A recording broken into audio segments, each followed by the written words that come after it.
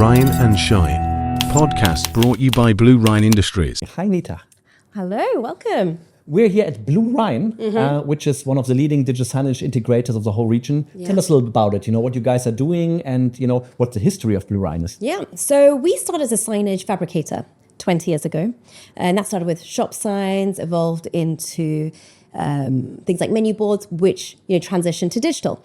So that's when we had a partnership with an LCD manufacturer in the region, and we just started rolling out a lot of these LCDs, video walls into retail. And that's how our digital signage journey started.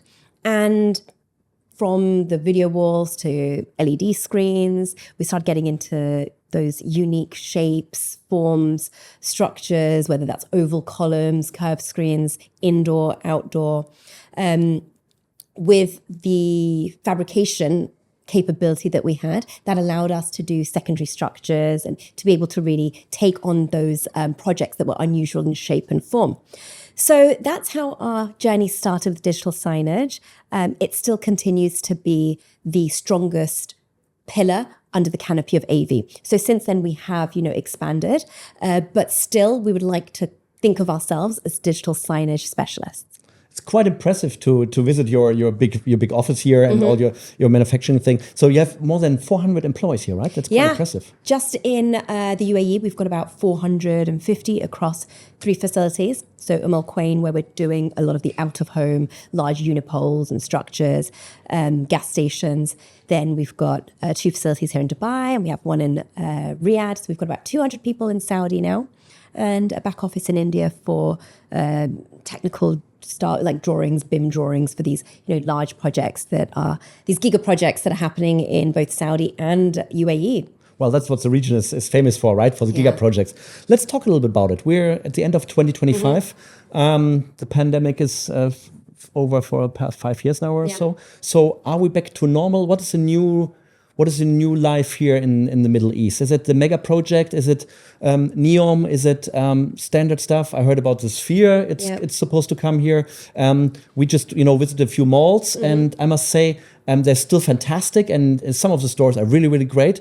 But it's missing a little bit, the wow which we saw many years ago. So is it something you also see in your day-to-day business here? Or? Yeah, I think this region was really leading with the malls when it had this boom. 15 years ago, whether that was the Dubai Mall or the various other malls that kind of came up at the same time, and that's when I think perhaps retail was probably a little bit more on the innovative side of digital signage for this particular region. Since then, as you mentioned, we've got these giga projects, incredibly ambitious projects, both here and in Saudi Arabia. Now, in Saudi, we have seen that the projects are happening, and we know this because, we're behind the scenes and we are delivering. They've slowed. So what was going to be delivered perhaps next year, it's just delayed a little bit for various reasons. There's issues with resources, getting the right talent into the country, getting the right technology in. Some have been scaled back. Some are very ambitious projects, which, when it comes to delivery, might not be how they are imagined on, an AI render. But I think that's okay. And that's what has always been about it. I mean, remember the palms here, right? When they started it, it's about something to put, the region on the global map. Absolutely. And then it's a little bit bigger than it, eventually will be. But that's okay. I mean, it's a vision, and it's how projects are started here. When I spoke to a local Saudi individual within the industry, was one of our clients actually, and I said, there's so many ambitious projects here, and we announced them, and there's so much. He was like, exactly. He was like, we want to aim for the stars, and if we get to the moon, that's okay. But we really want to push the boundaries of innovation, do something different, and really put the region on the global map of innovation, but ambition, like do something that no one else has tried and not be scared to do that. And you really see that, whether it's the stadiums, these giga projects. You look at something like Red Sea development and how fast that's come about. And that's been delivered. The airport's operating. You've got these beautiful hotels. And it's really created a tourism industry in what was just, nothing 5 years ago. And maybe the innovation is not the largest LED wall anymore, but it's more AI, it's more behind the scenes. And that would be great news, because in the past, all the focus was really on the front end. And now, when we think about, the future of digital signage, it's more connected signage, it's more, connected to end systems, more data-driven, more AI-driven. That's something maybe you don't see in a big wall, but, the results are much better on the ROI, I hope so. Right. So 10 years ago, there would be a screen and it would just be a video. Yep. Just a video playing on a screen. And you know what? Sometimes in this region, it'd be the same video for 1 year, which used to frustrate me. Yep. You've spent almost $1 million on a screen and you've got the same video running for a year. And in a screwed aspect ratio. Exactly, right, something stretched. So, those challenges aren't there anymore. People are getting better with the content. They understand that the content has to be upgraded. But it's exactly what you said. They've moved more towards experiential AV, experiential digital signage, right? So whether it's hyper-personalization, utilizing AI with facial recognition, there is a strong push of facial recognition in this country, from top down, from the government. It starts with the experience when you arrive at the airport. That's heavily driven by AI, facial recognition, and that's now also kind of seeping into other experiences for visitors in public spaces. Those experiences, it's not just retail anymore either, right? So just in the last 1 month in the UAE, we've had 2 museums open. We've had the Sheikh Zayed Museum open and the Natural History Museum open within the space of maybe 2-3 weeks. And again, this is very much around visitor experience, creating memorable spaces. Last year, we had the Center of Curiosity, which is where Team Labs is as well. And again, you've got these great structures, whether it's LED, whether it's those projectors, again, creating an experience and something memorable for those visitors. I think the really cool thing is that these experiences are now more and more designed and developed here on site, here in the region. Yeah. In the past, you had experts from the US or Europe flying in, but now there's more and more competence here. And Blue Rhine is one of the companies, with almost 800 employees, right? That's huge. Yeah. So obviously not all of them are digital, but it's more and more of the competence is now coming really, really here in the region. And it's not just, adopting something from here, but really adapting it to local needs and to what the region is all about. And that's what has changed. Before it was a copy paste. Yeah. Let's do what somebody's done and just do the exact same here. We were probably towards if you think about delivery, we're the last piece, right, that comes in, delivering the hardware, delivering the software, if there's any fabrication. But that concept and creativity was always driven out of Europe. Exactly. In this region, more Europe than even the States, I would say. So a lot of that creativity was coming from Central Europe, UK. And what we're seeing now is boots on the ground. Either those creative houses, agencies, designers are setting up here and understanding that they have to have a local presence to understand the sensitivities of this region and create localized content and localized experiences. Or it is just, local starting from scratch, people here kind of starting their own creative agencies and really working on solutions for this region. And hopefully also a little bit more reliable, because in the past, the many ideas were, created in London or so, and then they brought it here, and then of the sand and everything, around it, after 2-3 years, it looked awful. And now you see lots and lots of new digital out of home, big screens along Sheikh Zayed Road or whatever, and, even some really odd shaped ones and everything. So it seems there's a lot of creativity and something which really fits the region. Absolutely. So I think the hardware manufacturers have listened to the market. That wasn't there 10 years ago. There are some great ones on the ground here. The ones on Sheikh Zayed Road, I know there's one manufacturer, Dectronics. They worked very closely with Backlight Media on developing a product, for them on Sheikh Zayed Road. Obviously, whether it's dust and the brightness, and there's so much to consider in the street. Rain, even heavy rainfall sometimes, Very rarely, but then. Very rarely, but it can happen. So I think the manufacturers are listening.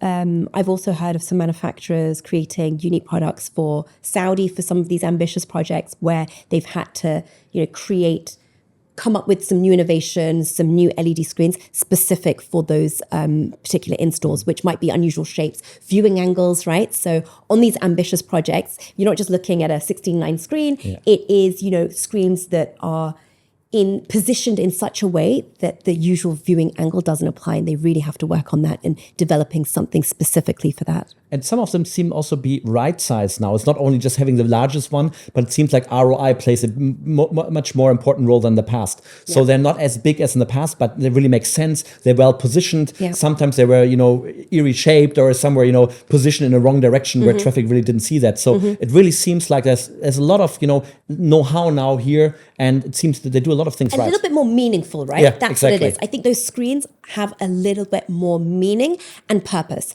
People are really looking at the purpose. We can't afford to just throw money around not anymore, but now people, the ROI, as you said, we've got to really look, is the screen, what's the purpose of the screen?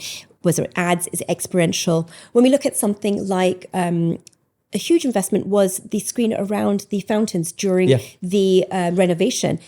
At Dubai Mall, How visionary of, the chairman to understand that we have visitors coming. We don't want to leave them disappointed. They come to see a fountain show and there's no fountain show, but there's this beautiful Burj Khalifa light show and let's do something there. And for 4 months to have this beautiful screen in this high footfall area so that there is engaging content there. There was a fountain show still being shown, I think every 20 minutes, half an hour. And then also with the light show on the Burj Khalifa, the content was synchronized.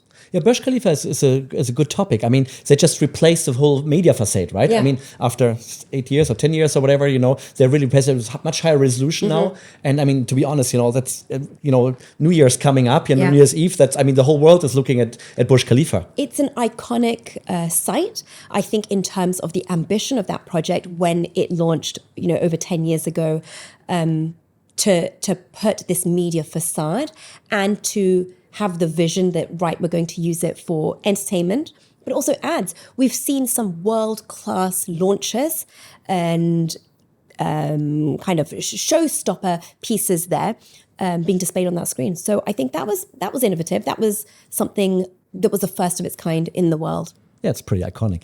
But we talk about iconic. Let's talk about some scalable stuff.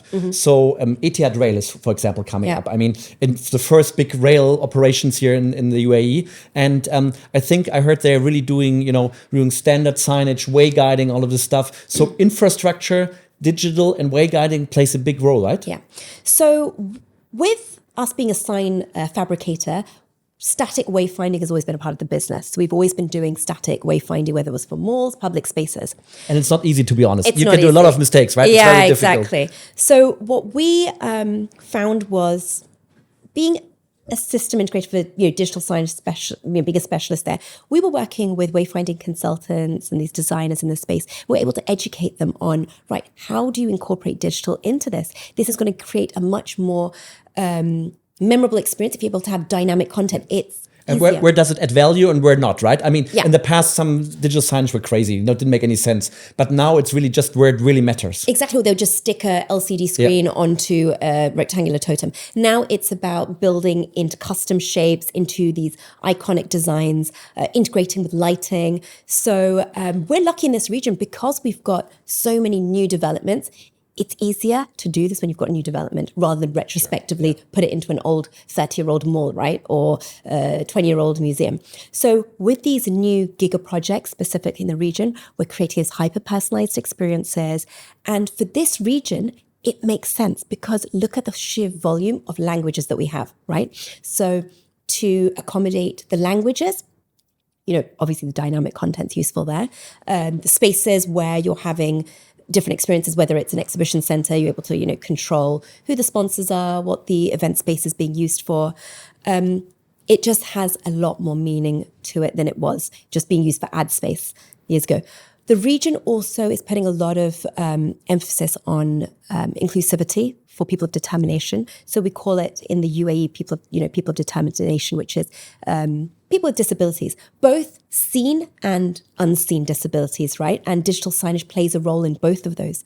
So we're working on some great projects there where it's part of wayfinding and navigation, but it's information. It's all part of one ecosystem, whether that's people with, sound, visually impaired, the unseen disabilities, like how can they create an experience which will, be more accommodating for them, having quiet zones, being able to route them to having routes which are more sensitive for them. So I think for that space, that's where I'm the most excited, is the direction that space is taking for inclusivity, especially with some of the work that we're doing with wearables as well, coming into that space, having that wearable interacting, engaging with that screen. And that's where I really feel that the visitor, passenger, or patient experience is being enhanced. We're really adding value to people's experiences, more than just entertainment. Yeah, and that's a great thing. Functionality. It really means it's part of the DNA of a country, of day-to-day life, right? It's not just an experience, it's much more. Exactly. And what does that word experience mean? It's very different to each person. It could mean entertainment to one person, and for the other, it's just being able to simply find a route somewhere which is easy, accessible. Nita, we talked about the past, we talked about the present. Let's talk briefly about the future. Yeah. So it's end of 2025. So what's going to happen in the next 3 to 5 years? What do you expect? More iconic things in the region, more AI, more data. So what is the future of digital signage in the Middle East? I think you touched upon it earlier, where you've already seen the transition from these screens becoming more purposeful and meaningful. I think we're going to see that. I think we're going to see some of these amazing projects in Saudi come to life. The challenges, again, will be delivering on time. There's issues, when you're delivering these projects, things like power, data, having that available on time and spaces. But in terms of innovation, I think we're going to be pushing the boundaries of experiential AV, definitely creating that heightened experience further than just entertainment. I think we're also looking at a region that has not only these giga projects, but the infrastructure to support that. So you spoke about the Etihad Rail, right? That's just one of the transport projects. We've got about, I think, 14 airports opening in Saudi. So you've got these... New one being built here in Dubai. There's one new one being built here just to accommodate the Emirates airline. That's going to happen soon. 2030 is not that far off. We're practically in 2026 now. So we've got these transport hubs. I think we're going to see some really cool stuff there, whether that's digital signage incorporated with queue management, the whole passenger experience starting from home, the navigational part of it, the multi-language support. So, imagine going down a concourse and just having relevant languages for the flights that are going to be, taking off from those gates. So transport's going to be very interesting, especially in the next couple of years. The metro already opened in Saudi. So I think that's where we're going to see some cool stuff in the digital signage space. I think that the software with the integration with AI, that for me also is just getting somewhere where it's not as clunky as it was a few years ago. We spoke about this earlier, I think, whether it was things like pick and learn, where you'd go to an exhibition, great, works at an exhibition for 3 days, but then in the retail stores, it was harder to manage. And we're moving more and more into a place where we've got reliable, robust software for these experiences that don't require so much maintenance. And I'm really looking forward to that. Cool. One thing we haven't spoken about, just the last one, managed services. Do you have the impression that customers, retailers, governments have a better understanding that signage is much more than just hang and bang and then forget about it, but there's an operational thing to it, and that they even consider outsourcing it to some experts or so? Do you see that trend here? I do. I had a conversation just a couple of weeks ago on this, where I think perhaps there may be shifts in the pricing model as well, which reflects that. People going back to, having these screens more meaningful, purposeful, whether that's a managed service for the content, the maintenance, the payment. I think people are just a little bit more conscious of their investment and how that investment looks. So yes, I think that we will see a shift in that. The software spaces, it's that there's so many players here, and, I have conversations with these guys all the time. And I'm like, it's one of those, like, if you're visible, and this is just, advice to, your community here, is that you need boots on the ground here. Yeah. You can't sell from somewhere in Europe. They want to see you. It is a very competitive price point as well that we're working on, in this region. So if you can be on the ground and really offer an exceptional service, I think those players will do really well. Well, Nita, fantastic, really fantastic insights, and it's exciting times to be here. It is. And please, everyone, come, to the UAE and to the Middle East. It's really cool to be here. Yeah. And thanks for having us here today. You're welcome. Always a pleasure.